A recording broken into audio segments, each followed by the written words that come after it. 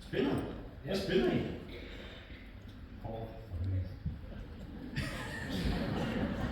Der var noget i det svar, som ligesom nødt til, at det var for det meste. Der var noget. Settlers. Godt. I spiller Settlers. Interessant. Ja. Er det godt? Det er rigtig godt. Okay. Meget fint. Meget godt. Jeg har en god ven. Ja. Er han en ven, som ser dig? Ser dig? Ja, jeg har ikke ven.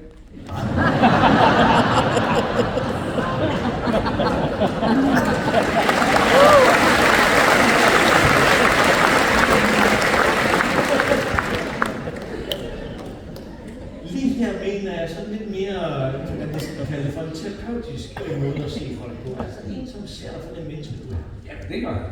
Så han ser dig også, når du har måske brug for hjælp, og måske hvis du begynder at tale lidt dårligt til, eller ikke altså i godt humør. Så lyder han som en god fyr. Ja, nok. Prøv at høre. Vi skal virkelig samle på de her mennesker, som ser os. Det er vanvittigt. Jeg har et billede fra mit eget liv, som jeg lige vil vise dig, og faktisk er alle sammen for at tage kameraet med. Ja, ligger her. Skuffen.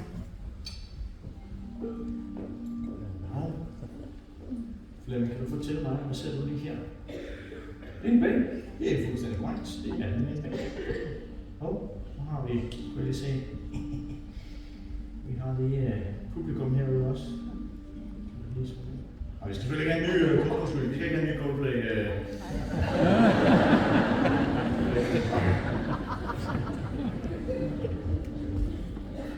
Nå, tilbage til bænken her. Det er fuldstændig rigtigt. Det er nemlig en bænk.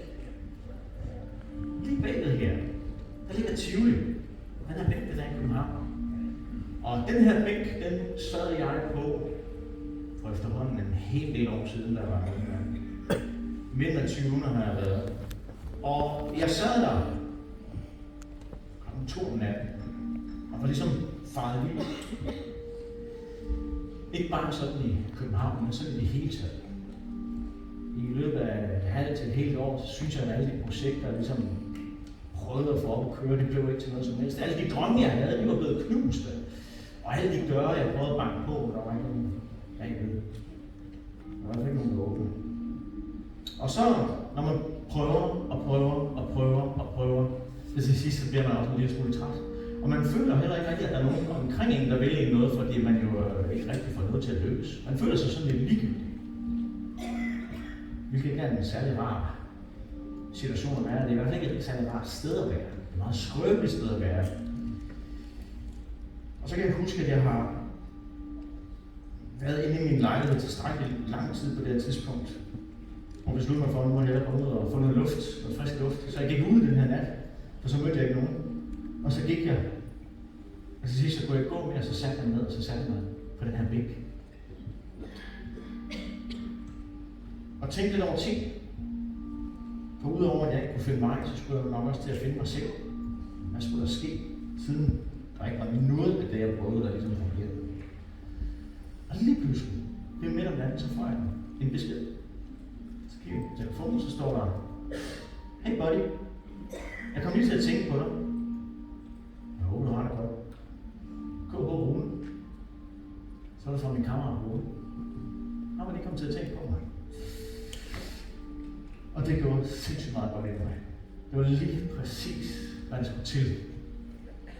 Lige præcis, hvad det skulle til. Jeg kan ikke huske, hvad jeg svarede tilbage. Men det gør, at han ringer mig op og siger, hvorfor er det verden, så du tilbage til sig, det plejer som jeg gør. Jeg kommer lige til at tænke på dig, og så vil jeg skrive det til dig. Og så kan du se den her besked i morgen tidlig. Og hvad jeg har svaret, har fået ham til at spørge, hvor er du? Jeg kommer og henter dig. Og så forklarer han, at jeg sad på den her bænk. Så kommer han og henter mig. Og så hjælper han mig.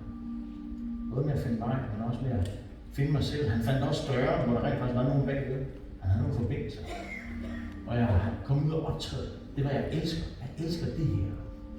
Jeg er ham dybt taknemmelig for, at han sendte den her besked på lige præcis det tidspunkt. Og lige nu, der har I sendt en hel masse beskeder ud til mennesker, som betyder noget for jer. Og jeg ved godt, der er nogen af jer, der måske har fået en besked tilbage, hvor der står: er du blevet hacket?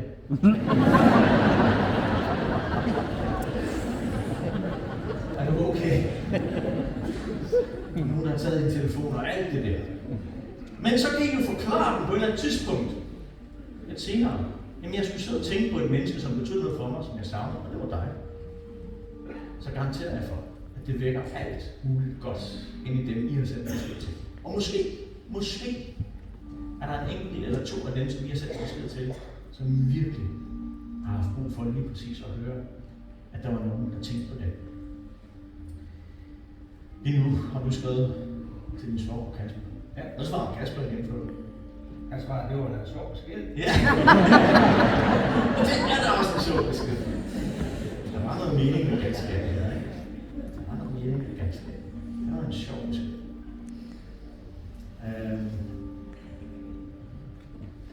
Kan jeg ikke bede dig om lige at åbne posen?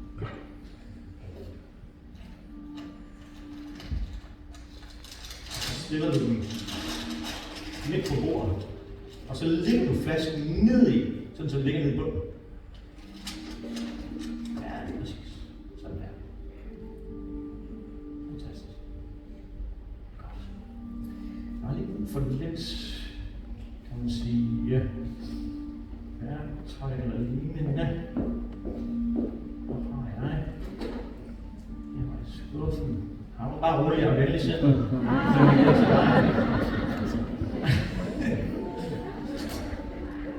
Men du må gerne tage en lille smule tilbage, for det kan blive lidt højt.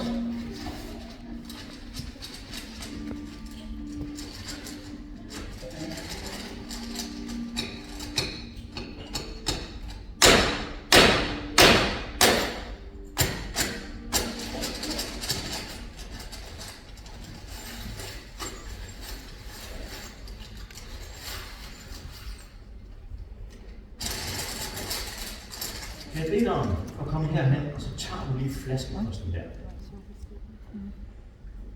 Og så må du tage elastikken af.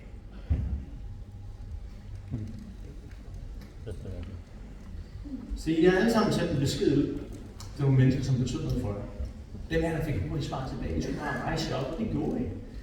Flaskeposten startede hernede et eller andet sted, og kom den her vej rundt, og var på kryds og tværs, og så havnede den deroppe et sted.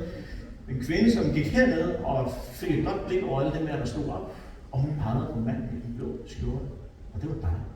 Du kom herop til mig, og nu står du her, for du har sendt en besked til din svoger. Ja, Kasper.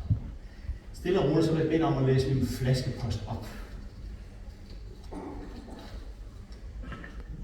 Kære alle jer, jeg er glad for, at min flaskepost har fundet vej tilbage til scenen med en helt speciel person, nemlig dig, Flemming. Jeg tror, at båndet mellem dig og Kasper er meget stærkere, end jeg er klar over, og jeg ved, at Kasper altid vil være der for dig. Lov mig, at du ringer til ham og fortæller ham, hvor meget han betyder for dig. Kærlig hilsen, Jan Helsø.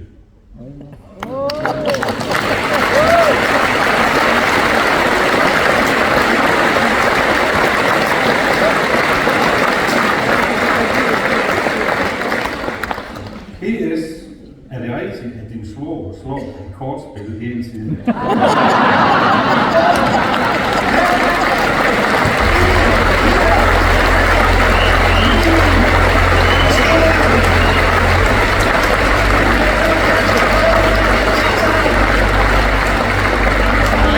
må I lige vælge en gennem, der var en passende